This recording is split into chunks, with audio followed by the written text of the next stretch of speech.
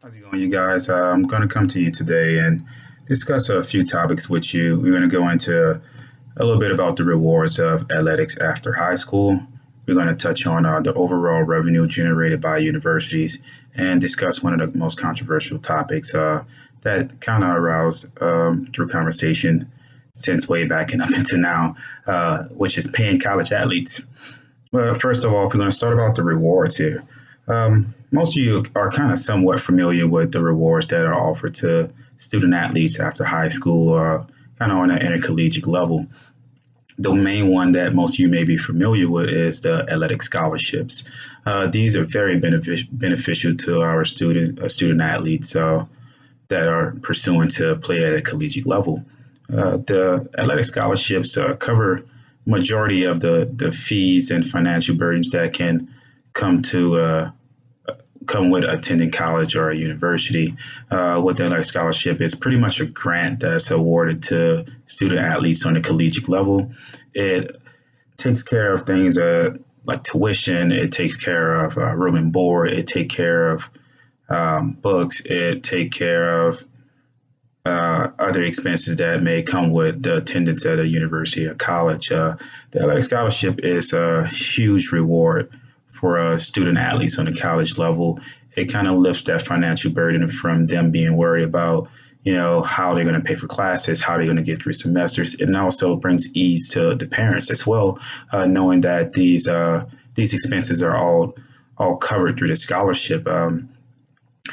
And the reason I say that is because if you kind of look at most universities, the average cost of attendance for uh, college would be roughly about the $22,000, over a 4 year span. So to have a athletic scholarship in place to kind of take over that and fill that void and have the means of paying for your kid to get a free education in a sense. He or she is getting a full ride to a university or a college with a free education and allowing them to succeed and better themselves for the future. I'm pretty sure that's the game plan for all of us with our children is kind of to get them to that next level. So that's one benefit that we all know and that I believe is huge and the next step after high school for these athletes.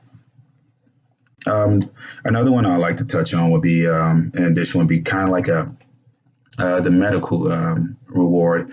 When student athletes play on that next level, of course, we all know our kids are in sports. We've been around it, whether it's football, basketball, soccer, hockey, lacrosse, you name it. There's always huge risk for injuries when you plan in that activity. So the NCAA put together what they call a catastrophic injury insurance program, and what that do is it kind of take care of any it assists the student athletes with catastrophic injuries while that can occur when they're participating in activity there at the university. So the breaking of the femurs in football, or the collarbone from a rough tackle, or shin splits from playing soccer, or being hit by a baseball during a baseball game.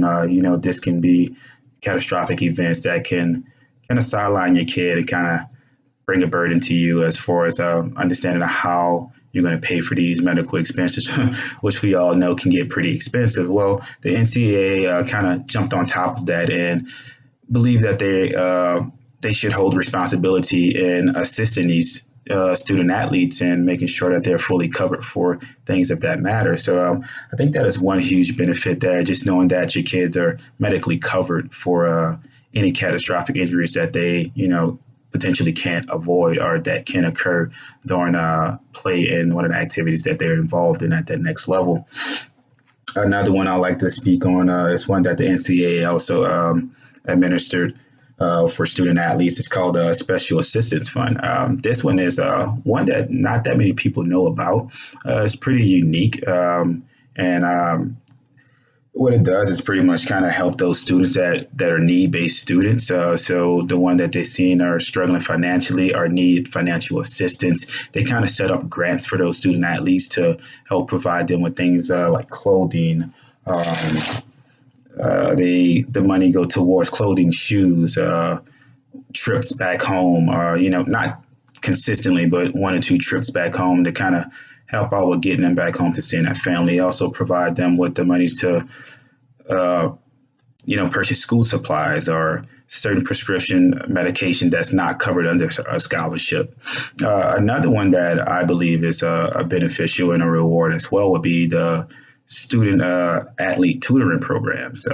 One may ask how that is a reward.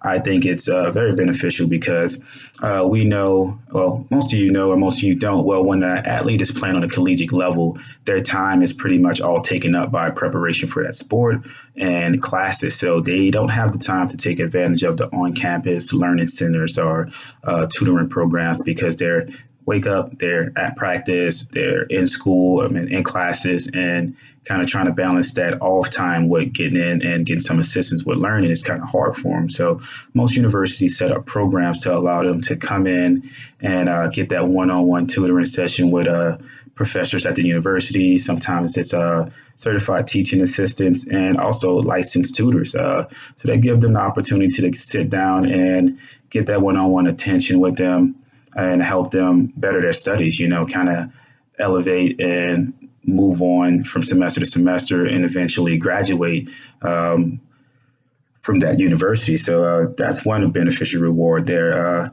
Following that, I mean, hearing all those things, some of you may wonder of how are the universities funding these scholarships or funding these medical programs or funding things like the tutoring programs. Well, that all comes from the revenue that's generated from the athletic department there at the university.